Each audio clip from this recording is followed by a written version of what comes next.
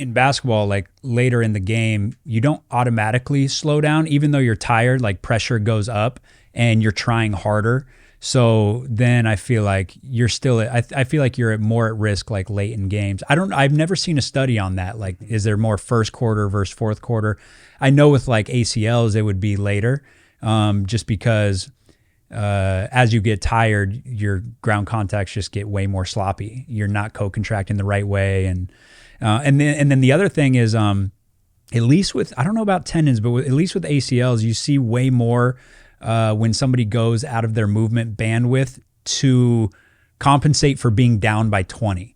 Or like you're trying so hard to do this one move. I see this with ACLs, like you're trying so hard to get around and you overstride and land instead of being like, flexible mindset, like, oh, if he's cutting me off here, just change directions. But there was a study on soccer that showed that it happened more often when you're down 20. It's that feeling of like, all right, I got to go crazy. I'm not staying within my movement bandwidth. I got to try something crazy. And yeah, you go outside that movement bandwidth and you start to get injured like ACL tears.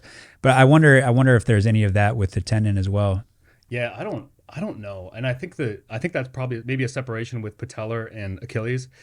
Because I would think if you hit a position that you're not used to or not good at, I don't know if that would be yanking on your tendon because you got the kneecap there, the kneecap that's sitting there. And I feel like that's kind of a safeguard versus the Achilles is kind of free reign to be pulled in whatever way. Yeah. You're going to get pull on but I'm thinking like, how people will dislocate their kneecap or something like that. I'm thinking like, if you had those really off positions, I just don't know if that'd be yanking on the patellar like that. Yeah, that's hard to say. But then you have like Oladipo tore his quad tendon in that thing, and it was like, I mean, how many times has he done that move? Yeah. And then it just goes right. So yeah, I don't know if that's a thing with the, but most of those Achilles you see when they're doing that false step. And it doesn't look like they're in an off position. It's just like, they're so used to doing that false step. You've done it so many times, thousands of times. And then it just goes like I was trying to figure out why the rupture happens. And they have this stress strain graph for a tendon where when your tendon is relaxed, they have a term called slack. So they can, when you're just sitting there, not contracting any muscle, your tendon's kind of bent. Like it's a rope, like a slack rope. If you just let it, don't pull on it on either end, it kind of bends a little bit. And then if you look at the collagen within the fibrils, they're actually crimped up too. So there's like this bend, like an accordion almost with a tendon. But when you start to load it, and you could load it by getting into a joint position or having a pull on the muscle, when you start to load it, it starts to straighten out, and then it gets this linear pull. So it's like it goes from the accordion to being like a straight pull, and then it goes back. And it should be kind of this smooth transition from that. But there was some speculation on when ruptures happen, what's happening. And one of the speculations that I think is fascinating is it goes from that slack, crimped up thing to just rupture. It doesn't get a smooth lengthening out. And that would you would see it too, because when someone ruptures, there's nothing smooth about it. It's just like pop, there it goes. Yeah. So back to the calibration thing, your body should be calibrated enough to be like, if it's the Achilles, okay, calcaneus is dropping to the floor. I need to engage the calf to get some tension to pull the calcaneus back up. And it's the calcaneus has went too far to the floor, and then the muscle engages, but it's too late. And you go from that crimp slack to just pop. There it is. Yeah. It's like when a boxer gets hit and then they put their hands up, like they're about to get knocked out, and they're like, oh, I better brace.